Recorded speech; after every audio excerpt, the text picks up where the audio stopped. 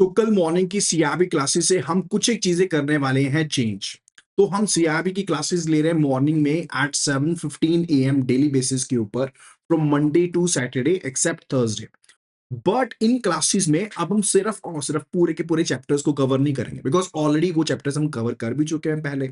लेकिन हाँ, कुछ एक अपडेशंस जरूर हुए हैं उन चैप्टर्स में, तो उनको कवर करना जरूर इंपॉर्टेंट है।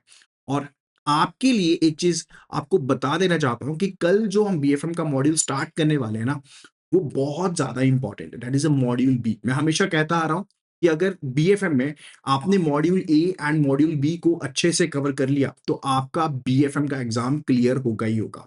तो ये चीज को समझ लेना कि बीएफएम के एग्जाम में मॉड्यूल बी सबसे ज्यादा इंपॉर्टेंट है, क्योंकि मॉड्यूल डी में भी उसका इफेक्ट देखने को आपको मिल जाता है।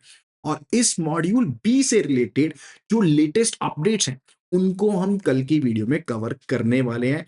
तो आपको थोड़ा सा आइडिया देता हूं जिसके साथ आप समझ आएंगे कि मैं क्या चीज समझाने की कोशिश कर रहा हूं। जैसे जो बीएफएम का मॉड्यूल बी से रिलेटेड फर्स्ट चैप्टर है ना, that is related to the risk management. तो उसमें ना ये टर्म्स यूज होती हैं कि बैंकिंग बुक है, ट्रेडिंग पोर्टफोलियो है या ऑफ बैलेंस शीट एक्सपोजर्स है। तो इसी से रिलेटेड सबसे पहली अपडेट है कि हम सिर्फ और सिर्फ ये सेपरेट अकाउंटिंग कैटेगरीज नहीं समझ सकते इनको, ठीक है। जो करेक्ट व्यू है उसमें तीन अलग चीजें हैं। एक है रेगुलेटरी बुक बाउंड्री, दूसरा है अकाउंटिंग मेजरमेंट एंड तीसरा है कैपिटल ट्रीटमेंट। तो ये तीन चीजें गलत नहीं है, लेकिन आपको ये बताना होगा कि जो भी कोई ट्रांजैक्शन होती है उसकी ये तीन चीजें देखनी जरूरी होती है। लाइक जो रेगुलेटरी बुक बाउंड्री है वो ये तय करेगा कि जो रेगुलेटरी ट्रेडिंग बुक में आएगी एंट्री या फिर बैंकिंग बुक में जाएगी, so that will be decided. And उसके बाद जो सेकंड पॉइंट है अकाउंटिंग मेजरमेंट से रिलेटेड, वो ये तय करेगा कि ये जो एसेट लाइबिलिटी है, ठीक है, फाइनेंशियल स्टेटमेंट में इसे कौन सी वैल्यू के ऊपर रिकॉर्ड किया जाएगा। And third thing it's related कि ये एक्सपोजर से रिलेटेड कितना जो रेगुलेटरी कैपिटल है वो आपको मेंटेन करना पड़ेगा। तो लेट से बैंक ने एक बॉन्ड परचेज किया, तो उस बॉन्ड से रिलेटेड क्या क्या चीजें देखोगे कि इसे आप ट्रेडिंग बुक में शामिल करोगे या फिर इन्वेस्टमेंट बुक में शामिल करोगे। और अकाउंटिंग जो है वो कौन सी वैल्यू के ऊपर की जाएगी, यानी कि फेयर वैल्यू रहेगी या फिर जो आपकी प्रॉफिट एंड लॉस की वैल्यू है वो रहेगी, अमोर्टाइज वैल्यू रहेगी, कौन सी वैल्यू रहेगी।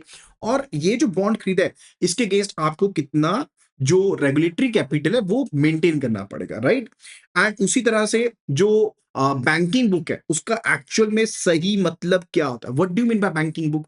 तो बैंकिंग बुक में वो पोजीशन शामिल होती हैं जो रेगुलेटरी ट्रेडिंग बुक में नहीं है, यानी कि जो चीजें ट्रेडिंग बुक में नहीं है वो आपकी बैंकिंग बुक में है।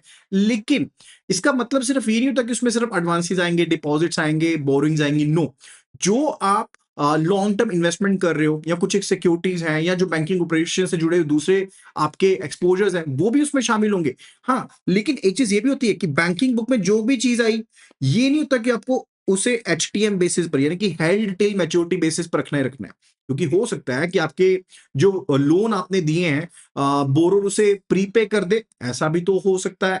या फिर जो आपने इन्वेस्टमेंट करी थी आप मैच्योरिटी से पहले बैंक उसे बेच भी सकता है, या डिपॉजिटर जो वो टाइम से पहले अपना डिपॉजिट विड्रॉ भी कर सकता है।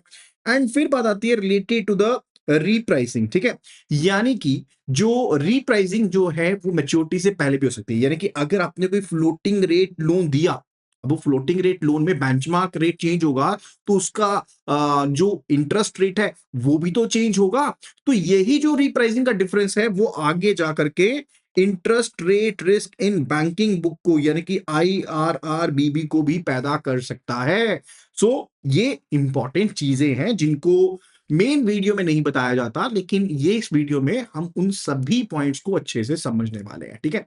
तो ऐसे सभी पॉइंट्स जो हैं वो काफी ज्यादा इंपॉर्टेंट है एग्जाम के पॉइंट ऑफ व्यू से भी and more over overall understanding के पॉइंट ऑफ व्यू से भी। तो आप वेट किस चीज की कर रहे हो, अभी के अभी आप सब्सक्राइब कर लो चैनल को अगर आपने सब्सक्राइब नहीं किया है। और अगर आपको डेली बेसिस के अपडेट चाहिए तो अभी के अभी आप लिखो CAIB और उसे व्हाट्सएप कर दो टू द नंबर 8360944207 के ऊपर।